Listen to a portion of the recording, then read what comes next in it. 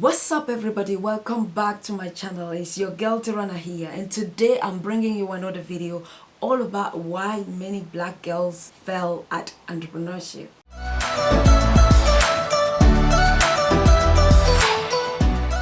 Welcome back. In today's video we will talk about why many black women fail at entrepreneurship.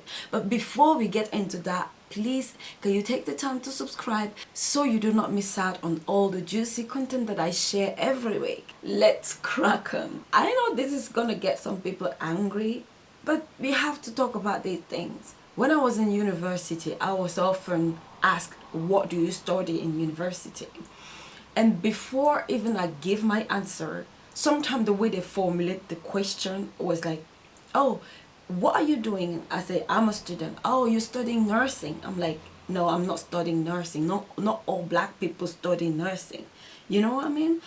Like, this is ridiculous. I have nothing against nurses. I have nothing against care workers.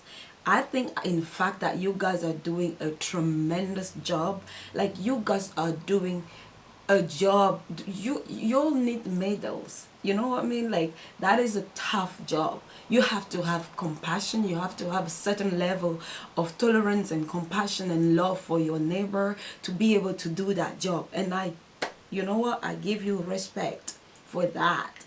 But majority of black people, especially African people, are in care. My question is, do you do care work because you feel like it's a passion for you, it's something that you want to give back to the society and actually love your neighbor? Or do you do care work because that's the only option you've got?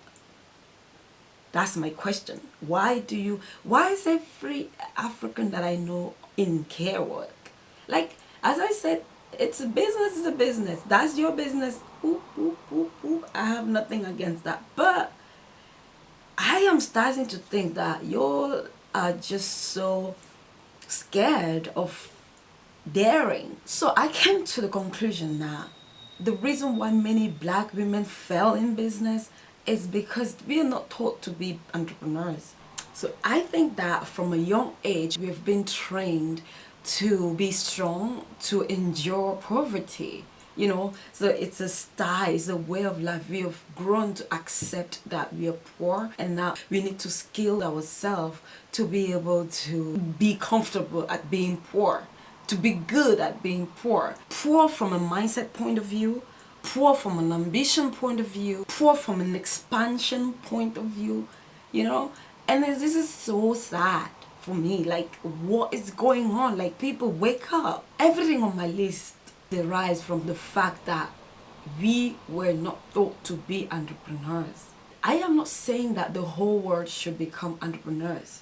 That is not what I'm saying. In fact, it's not for everybody. Some people are very good at being employees, and they're doing a tremendous job, and they're well paid, maybe pay more than an entrepreneur. What I'm trying to say is that when you look at the statistics of black people in entrepreneurship, it's deplorable. Like, it's just ridiculous, seriously. And my question is, why? I came up with 7 or 8 things that I think are the problem, things that are stopping us from expanding. The first reason why many black women fail in business, in entrepreneurship, is because of our own standard. I think that we do not dare to dream. That's the reason. We do not dare to think that we can be a better version of ourselves. We were trained to be strong so we can be comfortable at being poor, you know, at staying poor. We have a very low standard when it comes to ourselves. We think we don't deserve the best. We think we have to sacrifice ourselves. We think we have to carry the whole world anxiety on our shoulder. I would take the example of my mom, my lovely mom, a great woman with the great energy and strength, but with the poor mindset. My mom was an entrepreneur. She had her little business. I always had everything that I needed. My mom was the provider, the main provider in the house. You know, My dad was worker too, but my mom was more of an entrepreneur than my dad. But still, there were things holding her back. When I look at my mom's journey, I think of her level of passion and her level of strength. And I'm like, wow, what went wrong? Like, why was she just not evolving? But the answer is simple. The perception that you've got, your life standard, your own standard, the standard that you've got about yourself can be enough to keep you in certain place forever. When you dare to dream, when you dare to think that I am here, but I'm seeing myself there, over there. That is something that we do not inculcate in our children. I remember when I was a child, I had wild dreams.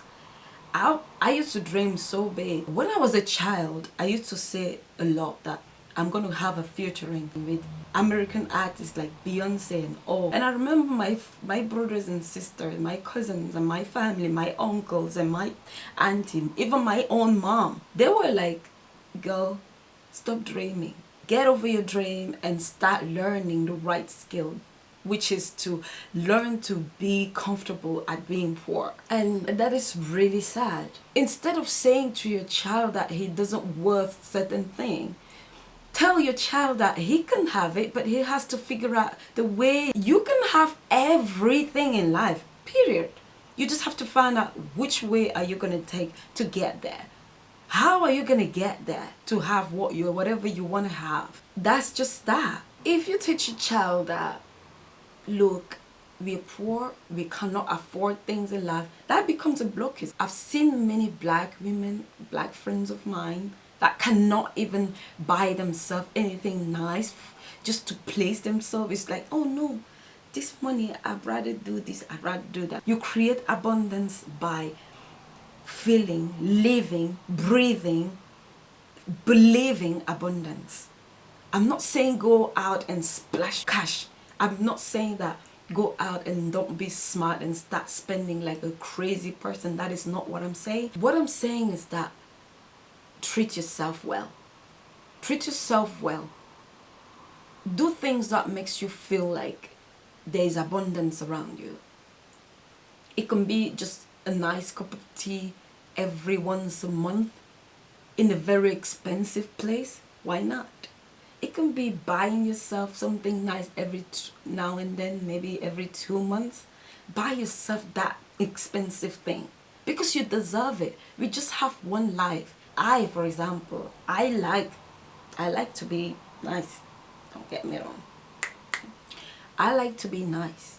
I like to look nice for me, not for the audience, not for everybody. I don't care about anybody, but I like to feel that I'm taking care of myself, that I'm doing things that are nice for myself. I've got this friend of mine and she was like, oh, I don't need to dress up to go to the shop, or I don't need to dress up to go just to pick the kids from school or to watch, I don't know, a movie. And I said to her that, look dear, if you are waiting for occasions to come so you can dress up, you will live your entire life without finding any. If you're waiting for special occasions to dress nicely, to take care of yourself, to put that expensive shoes on, you will live your entire life without having one. Don't go out and be crazy on your money. Don't go and start buying stupid things that you don't need. That is not what I'm saying. All I'm saying is that treat yourself. Remember that you've got only that one life. Yeah? Be kind to yourself. Know that you deserve the best. Why would some people deserve certain things? Why can't you deserve it?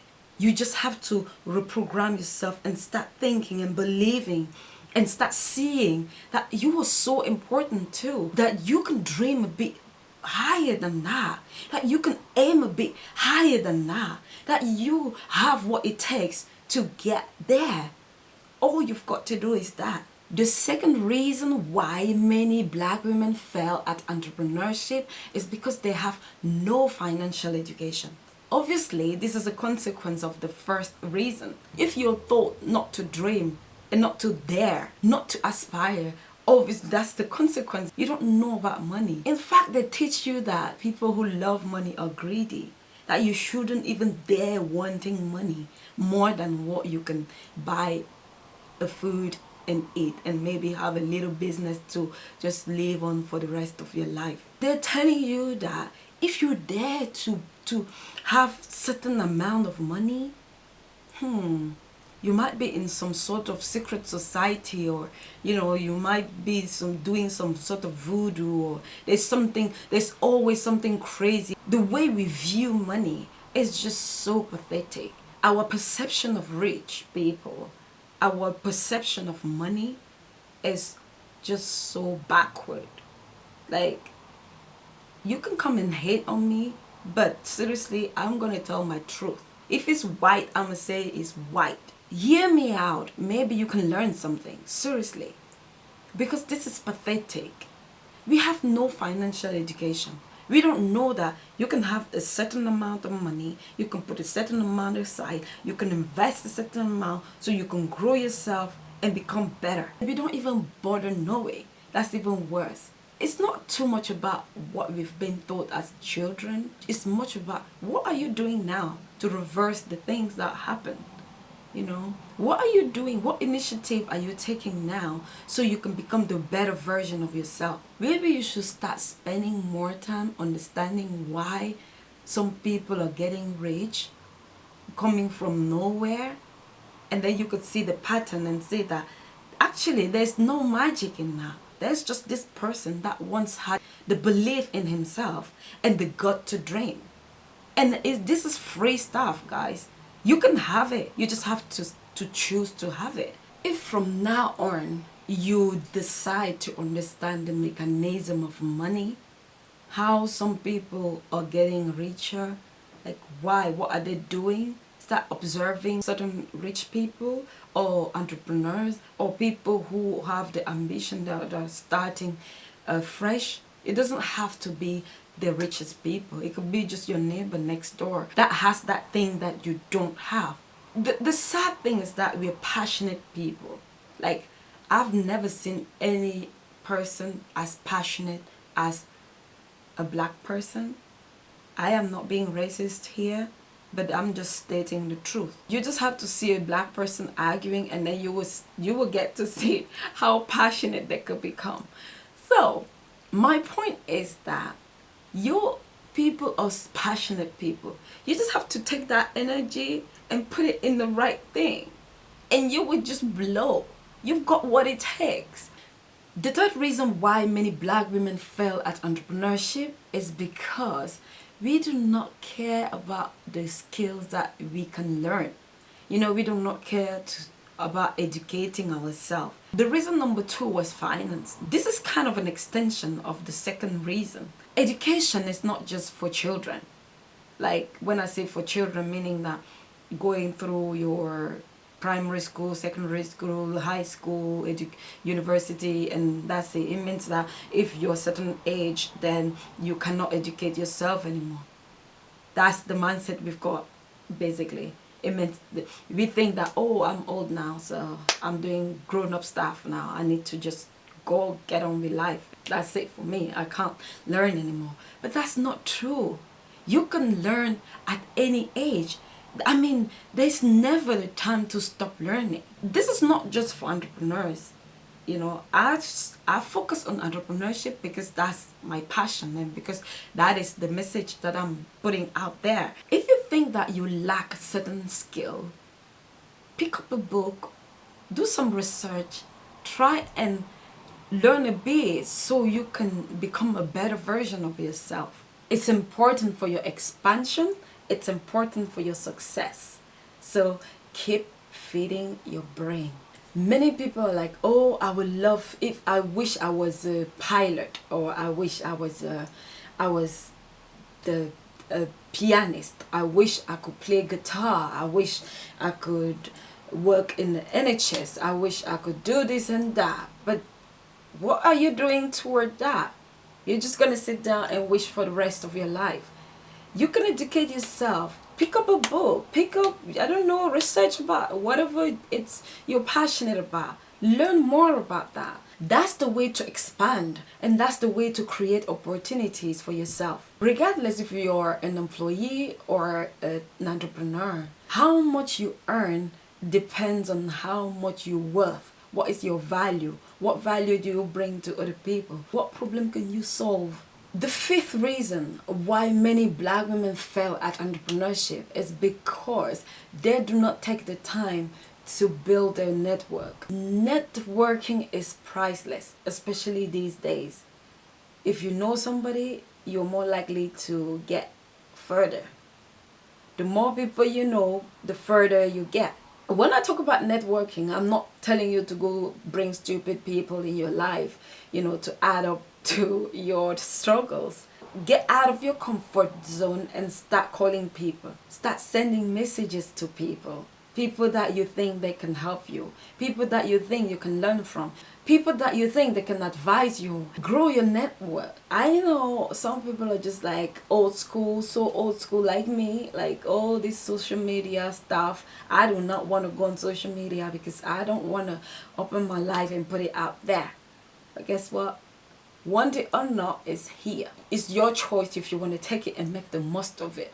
Nobody is asking you to go post your most private stuff on it, but just understand that this is a really powerful tool for you to create a networking system. Get out of your comfort zone and start meeting people. Thanks to social media, I've been able to meet incredible people that I'm not sure I've met them any other way. I think we're living in a great time to network in the most easiest way.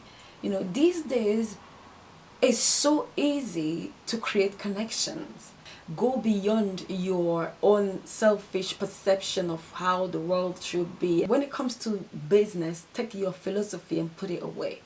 You don't like social media because it's destroying children, or you don't like Facebook because this is that. Good for you. But when it comes to business, you have to put all those things aside. Put your philosophy aside and how it's making you feel. Put that aside and do business. If you're a woman entrepreneur, you need to be careful to not mix your business and your personal opinions. Take your opinion and put it away and do business. I don't like social media. I actually don't. You're not gonna believe it. I hate social media, but I'm doing it. I'm doing it because this is the best opportunity that we have ever had in life to grow a business. Business is business. Personal life is personal life. Personal view and opinion and values and principles and philosophy and everything is my personal life. Yeah, and that is never going to change. But my business is my business. I am a businesswoman at this moment, and I need to put aside that feeling, that opinion of mine that is stopping my business from growing. And that is one reason why many black women fail when it comes to entrepreneurship. The fifth reason why many black women fail at entrepreneurship is because of the lack of self-belief. I know I touched this point already earlier in this video, but I just wanted to emphasize more on it. You don't know how far you can go. You don't know how much you can achieve just by having that belief in yourself. I know how it feels like to be in a position where you don't believe in yourself. The good thing is that we can cultivate these things. We can learn to believe again. We can learn to trust ourselves, to make peace with ourselves, whatever the reason was. And that's why I think that many women fail at entrepreneurship, because they lack that self-belief. You might see them trying, but in that they've quitted long time ago. They've stopped believing long time ago. The final reason why black women fail at entrepreneurship, it's a bit of a controversial one. I think we are kind of greedy and selfish. I am sorry, but I have to say it. Please, before you come and jump on me, I'm not saying that black women are selfish and greedy. That's not what I'm saying. I'm saying that as a black woman in the black women community, I've seen a lot of greediness and a lot of selfishness. Greediness and selfishness, in my opinion, they result from that poor mentality. If you think that there's not enough for everybody, obviously you start developing that selfish thinking. You can't encourage people that are growing. You cannot be happy for somebody else that is doing well. As I said, this is not just a problem for black women. This is a problem for white women, Asian women, whatever women. I think women, we have this problem. It's not just even women. Human have this problem. As I said, I talk about black women because that's what I know the most. That's a community that I've grown in and I study a lot. That's a community that I've had the privilege to observe. We are so greedy, selfish, and negative. I'm sorry. You can come and jump on me, but if you turn around yourself and be honest with yourself, you will see people around you. How many black women will say to another black woman, well done, keep going? We're fighting each other like it's some sort of competition, or you cannot be genuinely happy for somebody who is doing great. You cannot be genuinely happy to the point where you're like, I'm going to help her to go even higher. I'm going to pray for her that please keep going. That's fantastic what you're doing. Like, what is it costing you to be happy for somebody? What is it costing you to help somebody to do even better? Is it taking anything away from you? No. This is so sad, because when we think that we are hating on somebody, like we are trying to not encourage the person, like we are not going to be part of her success, like we are going to try and do things to not make it happen for her, actually you're killing yourself. You're doing it to your own self. I'm sorry. When you're hating on somebody and when you're against somebody's success, you're actually taking actions to do things to bring that person down. You're thinking that you're doing it, right? You're doing it to your own self. Without even noticing, you're bringing your own self down. You need to learn to collaborate. You need to learn to support. You need to learn to partner. You need to learn to be humble enough to say that I don't know here. I need your advice. I need to learn from you. These are simple and basic qualities that will make you better. To be genuinely happy for somebody else. To be genuinely, proud. To be genuinely supportive. When we talk about giant company, they don't work against each other. They did not start working together. They understood that we are stronger together, not fighting each other.